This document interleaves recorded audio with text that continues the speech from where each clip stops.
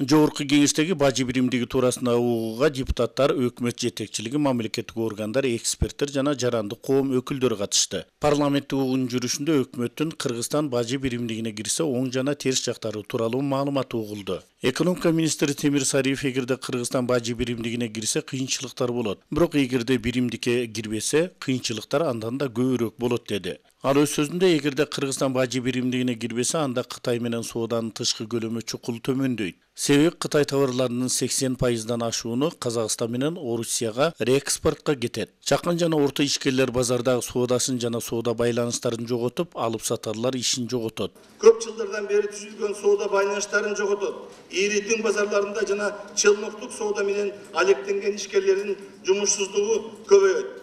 Кичи жана орто бизнес чөйрөсүндө финансылык абал начарлап, ал гана эмес, банкротко учурашы күтүлөт. Салык төлөмдөрүнүн азайышынан бюджеттин тартыштыгы пайда болот. Тарифтик эмес, тоскоолдуктардын баардык болгон түрлөрүн колдонуп, анын ичинде баажылык текшерүүнүн катаалдашынын натыйжасында айыл чарбалык продукцияларын жана сүттү киргизүү кыйындайт. Экспорттордун чыгымдары жогорулайт. Ал эми кээ бир учурда экспортко товар жөнөтүү таптакыр мүмкүн эмес болуп калат. Министр мындан тышкары күйүүчү майлоочу майлар жөнүндө маалыматтарды айтты. Күйүүчү майлоочу майларга экспорттук почтада киргизилиши күтүлөт.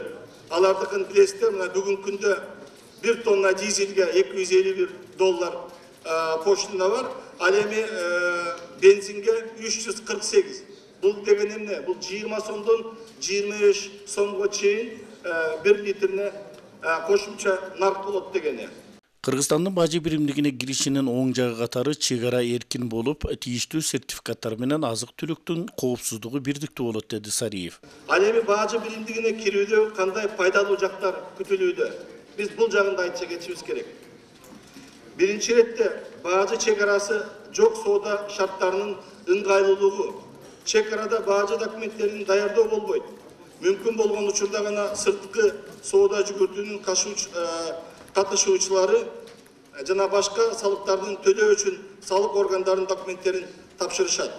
Мындан тышкары продукциянын коопсуздугун тастыктаган документтер бирдиктүү болот жана аларга болгон талап да бирдей болот.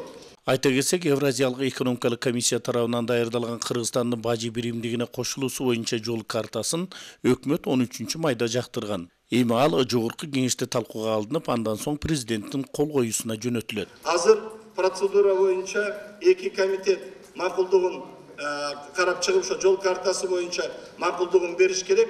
Андан кийин президент ошол бажы биримдигине кирген өлкөлөрдүн башчылары менен жолукканда атайын билдирүү жасап, Кыргыз Республикасы ошо жол картасын кабыл алганын баяндайт.